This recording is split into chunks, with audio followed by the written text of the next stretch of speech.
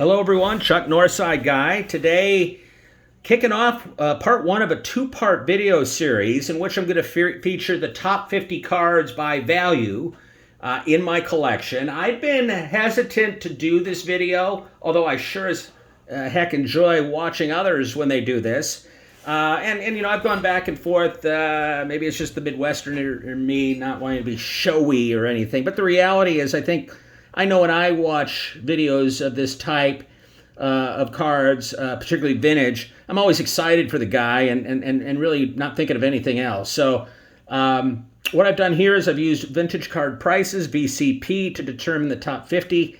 The prices I used are just a snapshot in time, and I'm not going to put an emphasis on price, but we'll just share the cards in the order.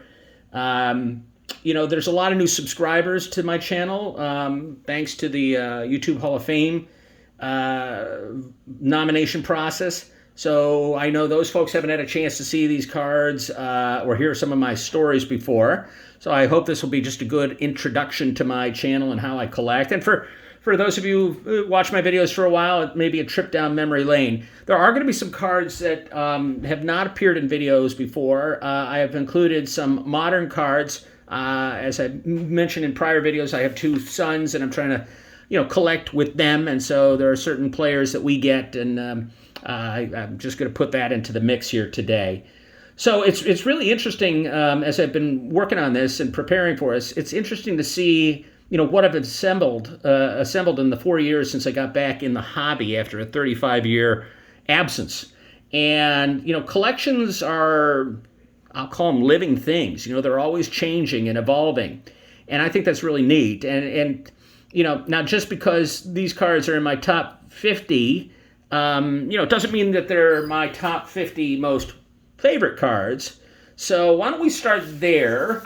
I just want to show you some cards that didn't make it into my top 50, and just, you know, a sampling of, you know, cards that I just really, really love, and I could give two hoots that they aren't in the top 50. So the first up is this Pie Trainer from my Goudey collection, and it's a low number, and you're going to hear me talk a lot about low numbers in this video ahead, and that would be the first 52 cards of the Goudey set. But I just love this. Look at those colors, crisps, well-centered for the Goudey.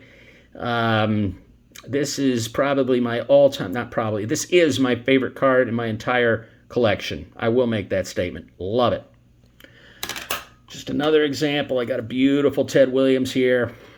Look at that registration. Of course, every kid my age, you know, when I was a kid, Dr. J was the man. Just love this photo and image. And of course, when you were a boy growing up in Chicago in the late 70s, Walter Payton is who you wanted to be when you were playing schoolyard football. And this was the card that I got into the hobby with. And of course, the ultimate chase card of my youth was this George Brett card, the rookie card.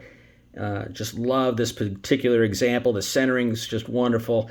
I just look at this thing, and it never gets old. And I bet there's a few guys out there that know exactly what I mean with this card.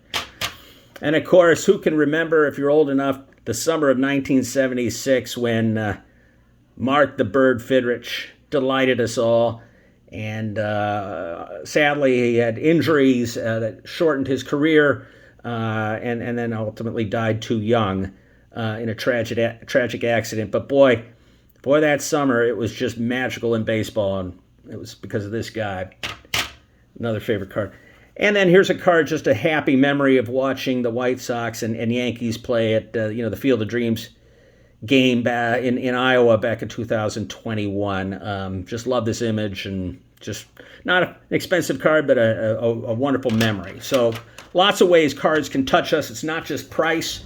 In fact, it's rarely price. Sometimes it's just a particular memory. So that's my editorial 2 cents. Now let's dig into why we're here today.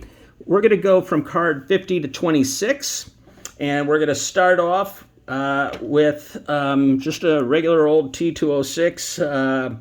Happens to be in a 6, well-centered, wonderful registration. Common back, though, Piedmont.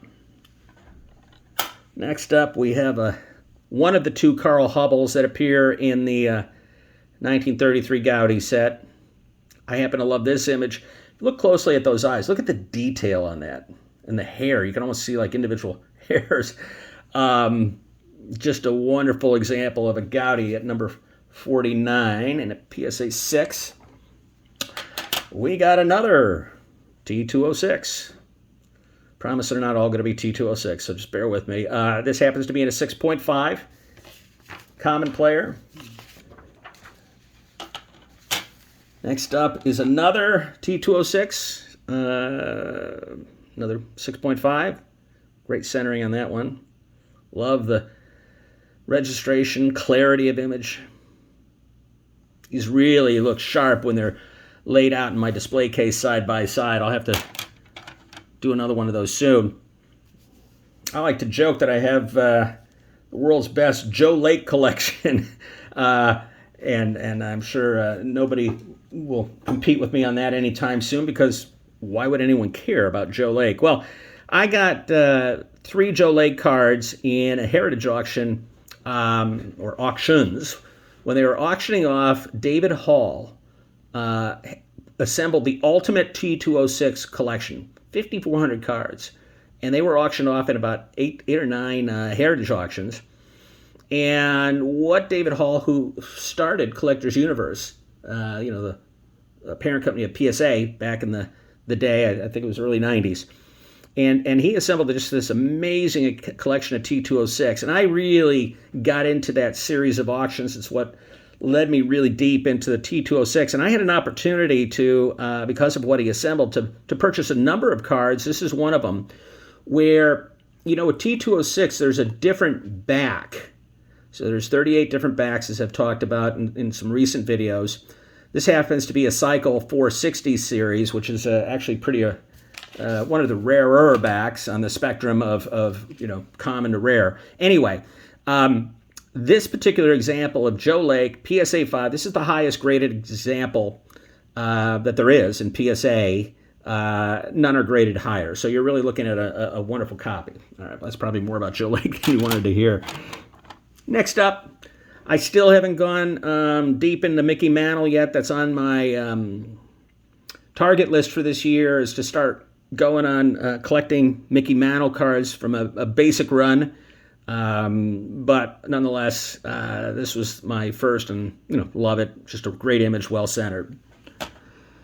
Got another T206. This is another one of those highest graded, a Boss Schmidt in the it's a Cycle 350 in this case. None graded higher. So I just happen to like that. I probably have 3 dozen of these cards that are the highest graded, none higher, and then I have a bunch others that are like that, 1 or 2 more. Anyway, having a fun time with the T206, taking my time. Here is a Gaudi, Mel Ott. It's not the Mel Ott that we're all familiar with. You'll see that later, of course. And another Gaudi. Now, I was wanting to do this video probably back in December, but I had submitted some cards for re-slabbing at PSA, and some of the Gaudi cards and other cards that I have, I put a lot of money into these things, and I want them to look sharp. And some of them had scratches and were old cases, and labels were, early stage. So I sent it back, and I get back, and I this is just a little beef, not a little, it's a big beef of mine. I spend this money, I take the risk of sending these cards in, and then they send them back in, these kind of baggy looks, and it just drives me nuts. Why don't they just have a common thing like this where, it's just a nice, clear acetate, if you will, plastic, and then you get this, it's like a condom bag or something. I don't know. I just don't like it. Anyway. Probably sound like a spoiled brat saying that. All right, now card number 41 is Lefty Gomez in a PSA 6 here. Beautiful card. Here's one of my first moderns that you'll see. It's a Mike Trout rookie card. A few years ago, I think it was after the 2019 National, I did a showcase of my rookie cards. I have multiple of these, and the updates and the other ones. Anyway, these prices have really come down and are out of favor. I hope he has a great season, because he's just had a spectacular career, and sadly had too many injuries lately. Next is Tris Speaker. He no longer was playing baseball, but he made an appearance at this point in 1933, but he made an appearance in this set. Now, there's some what they call foxing. I don't know if you can see that. Foxing is brown spots that you appear, and when you're buying Gaudi, you want to really pay attention to see if that foxing there happens. You see it right in the back. I really want to get a better example of this without the foxing, but it's a nice example nonetheless. Pretty well centered. Corners are nice.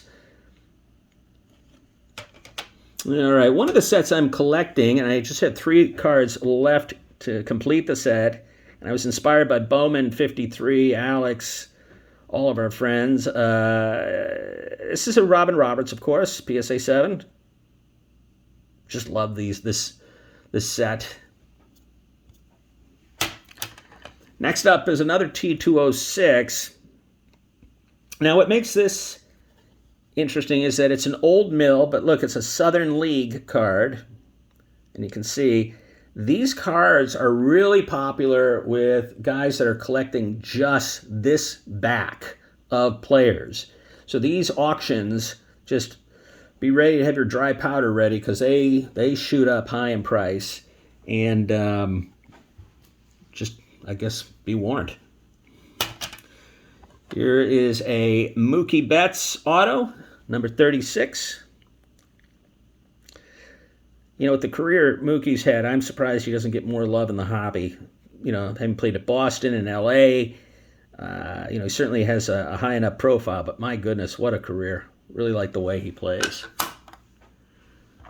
Now, one thing I've been doing in the last year or so is I call it the fewer but better. Now, this isn't a perfect example of that. You'll see it in the top 25, but there are certain players I'm just buying individual cards of, and Ted Williams is one of them. This is an example where I've had to learn by the card, not the grade, and I really like the centering all around. The colors are obviously vibrant. I had been looking intentionally for a 7.5 grade, but I saw this and I said, why am I so hung up on the grade? Just buy the damn card. It's sitting in my personal collection here, and it's for my enjoyment.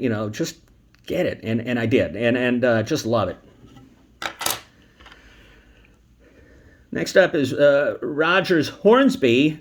I was listening to Baseball Collector last night, trying to rank. He and another fellow were trying to rank the top players of all time, and Rogers Hornsby made it high up on I think Mike's list, and deservedly so. What a hitter. Stories about him as a person, though, sounds like he was kind of a jerk, but boy, what a hitter. And this is one of 2 cards in the 33 Gaudi set.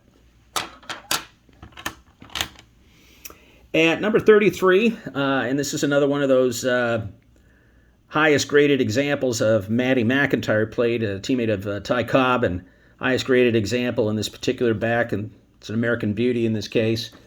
Another one of these David Hall cards. Interesting pink back. You don't see many of those. I wonder how many. Maybe Lefty NDB, if he's watching this, can put a note down in response to let me know how many pink backs there are in the T206. I don't know if there are many. If you love Juan Soto, and I'm talking about you, Wesker Grift, if you're watching this, how about this for a Juan Soto card? Look at that. His famous kind of taunt the pitcher. You got that wonderful autograph. I think it's a wonderful autograph. PSA only called it an 8. And just note to people, if you're collecting Juan Soto, when he does this dash or this line across there, sometimes the pen isn't really dark, and so it looks very faint, and I think they penalize the auto grade. So I know, don't grade the auto, just grade the damn card, but I wanted the whole thing. This is a gold refractor, so of 50. Love that card. There's another from my 53 Bowman set. Got Mickey right there, and Yogi, and of course Hank Bauer. I'd still like to know what Yogi's doing in that picture. Obviously clowning around. All right, next up is Cy Seymour. This is another one of those David Hall, highest graded example, none higher. In this case, it's a Sovereign back with Sovereign 350. See, this makes it on my list, but it's an example. It's not even one of my favorite T206s. but it makes it on this list because we're just looking at it through the lens of so-called value. So I wanted to make the point with the cards I showed you at the onset that some of my favorite cards have little in monetary value but high in collector appeal. Here's another one of those Ted Williams cards. Again, I think it's very well centered. Again, I was looking for a 7, 7.5, and I saw it in a 6. And I have to remember that these cards were really sought after by kids back in the 50s, and the fact that it survives even in this grade as card number 1 in the set, with rubber bands and stuff like that and storage, I think it's just remarkable. And I just love this 1954 set, and I keep threatening to make a go of it, and I may yet, so stay tuned in the years ahead. We'll see. All right, so Frank Chance at number 28. And if you're a Chuck Northside guy and you're a Cubs fan, you saw in my recent video, you saw this card. So Frank Chance, Hall of Famer. Paul Waner. Look at the color on that card. Look at the red. This is a low number in the Gowdy set. Obvious Hall of Famer. But just look at that color. So vibrant. So much of what I love about this Gowdy set. Man, I'm just sorry. I'm going to just keep looking at it. Gosh, I love that card. And to round it out, at number 26 is a Mike Trout auto card. And so that's what you have. From 50 to 26, I hope you like it. Stick with me for the top 25, which is right here. I'll post that tomorrow. I think there's going to be some fun things for everybody in that. So thanks for paying attention. Long video for me, but hope you enjoyed it. Take good care, everyone.